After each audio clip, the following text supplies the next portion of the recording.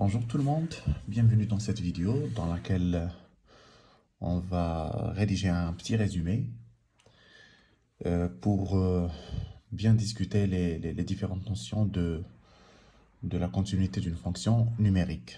Cette vidéo ou bien va s'adresser aux élèves du niveau deuxième bac, alors, ou bien terminale. Donc, en parlant de la continuité d'une fonction numérique, voilà, continuité d'une fonction numérique. Alors, pour discuter la continuité, nous avons deux axes qui sont très importants. Le premier axe, c'est la discussion de la continuité en un point. On va l'appeler par exemple x0. Alors, ce point-là, il peut être appartient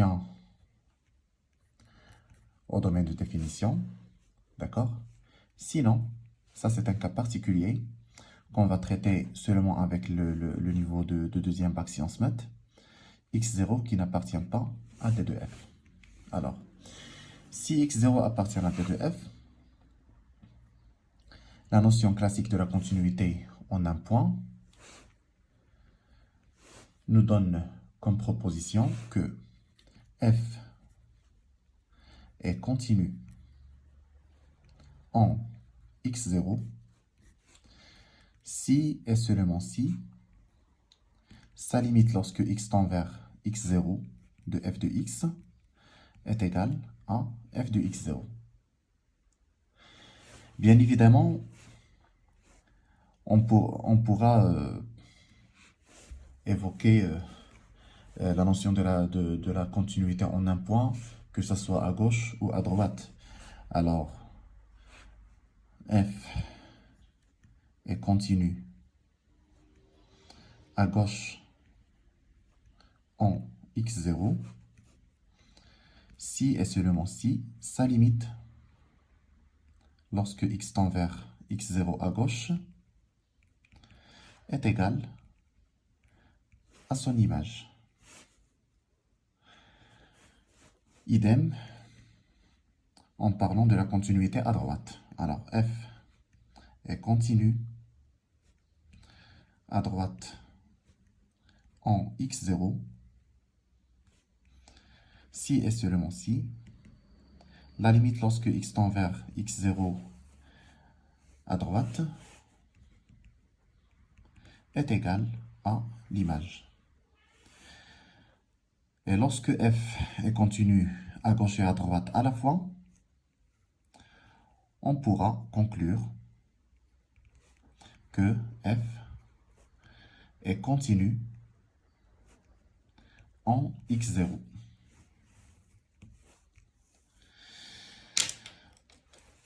Alors, dans ce cas particulier, lorsque x0 n'appartient pas au domaine de définition, là on va provoquer la notion du prolongement. On va prolonger cette fonction en un point. Par quoi? Par l'outil de la continuité. Et alors, le fait que x0 n'appartient pas au domaine de définition et que la limite, lorsque x tend vers x0 de f de x, nous donne un nombre réel, cela va donner comme résultat que f admet un prolongement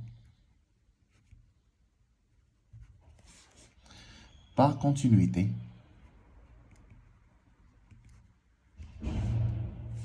en x0. Alors, lorsque je parle du prolongement, ça ce n'est pas un nombre. Le prolongement, c'est une fonction. Alors, ce prolongement-là, c'est quoi? Il s'agit de la fonction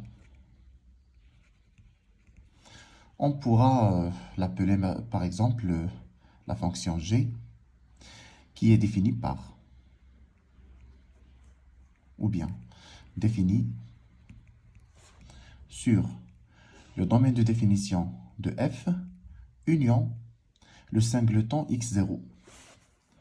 C'est-à-dire x0, il n'appartient pas au domaine de définition de la fonction f, mais en faisant cette réunion-là, on va faire appartenir l'élément x0 au domaine de définition de la fonction g, qui est prolongement de f.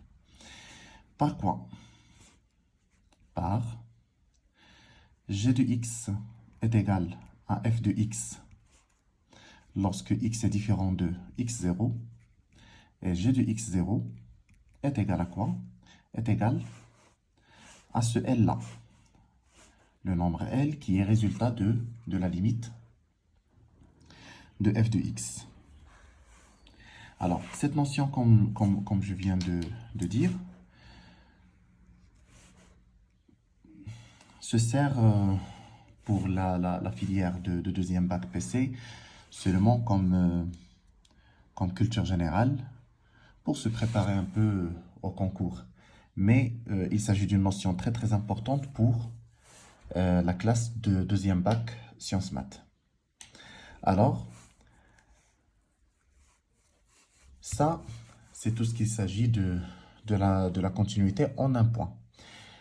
En généralisant cette étude, on va passer au deuxième axe pour étudier la continuité sur un intervalle.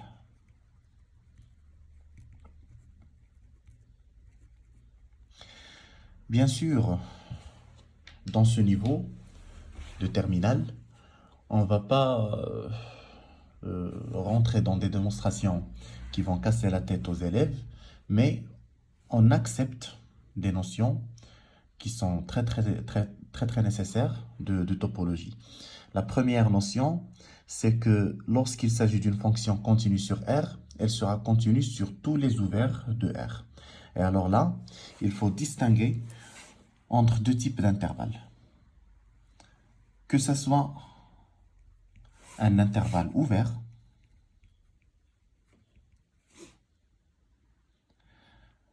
ou bien des intervalles de type semi-droite ou bien des segments.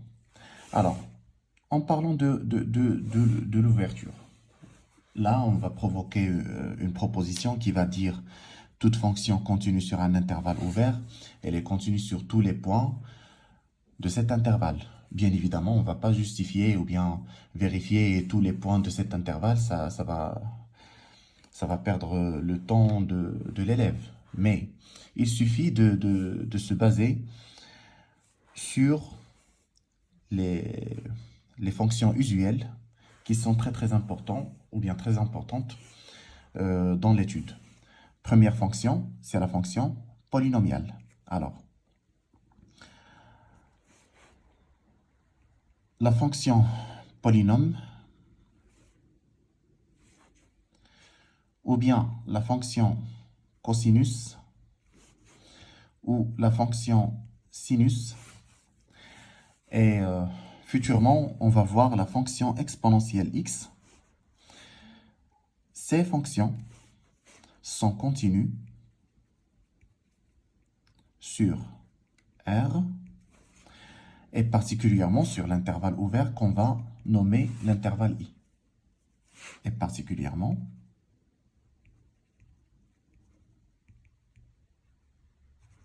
sur l'intervalle I. D'autres types, lorsqu'il s'agit de la fonction rationnelle. C'est une fonction qui est continue sur son domaine de définition et il faut vérifier l'inclusion de l'intervalle I dans le domaine de définition. Il y a la fonction tangente x qui est continue sur des intervalles de type R privé de pi sur 2 plus kpi, avec k appartient à z. Et bien sûr, la fonction fameuse racine carré de x, ou même, d'une manière générale, la racine nème de x lorsque n appartient à n étoile privée de 1. Alors, cette fonction est continue sur R+.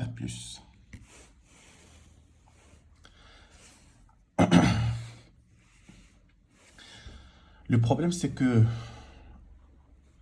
en ramenant l'étude de la continuité sur une fonction qui est définie sur un intervalle semi-fermé ou bien fermé, là on parle du segment ou bien demi-droite, alors, premier type, c'est lorsqu'il s'agit d'un intervalle de type fermé de 1, ouvert de b.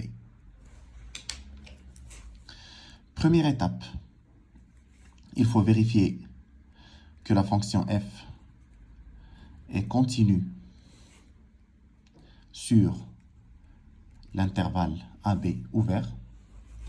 Deuxième étape, il faut confirmer la continuité à droite de 1. Donc, lorsque x tend vers A+, de f de x, qui doit être égal à f de 1.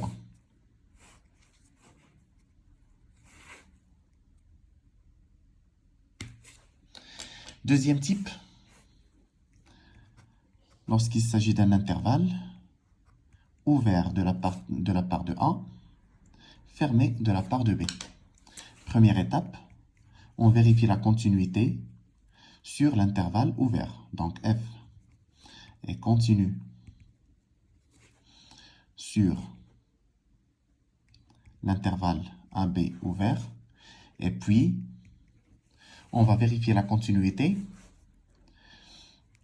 à gauche du point B. Donc, il faut que la limite lorsque x tend vers B- de f de x doit être égale à f de B. Finalement, lorsqu'il s'agit d'un segment, I est égal à un intervalle fermé de A, fermé de B. Donc, première étape, la continuité sur l'intervalle ouvert. Donc, f est continu sur AB ouvert. F doit être continu à droite du point A. Donc, la limite, lorsque x tend vers A plus de f de x est égal à f de A. Et finalement, la troisième étape, c'est la continuité à gauche de B. Donc, la limite lorsque x tend vers B- de f de x est égal à f de B. Alors, c'est tout pour cette vidéo. On a rédigé un petit résumé sur toutes les techniques et toutes les astuces concernant la continuité d'une fonction numérique en un point et sur un intervalle. Dans une autre vidéo, on pourra discuter les théorèmes principaux, c'est-à-dire en parlant du théorème des valeurs intermédiaires et le théorème de la fonction réciproque. Merci pour la suivi de cette vidéo. Très bon courage à vous.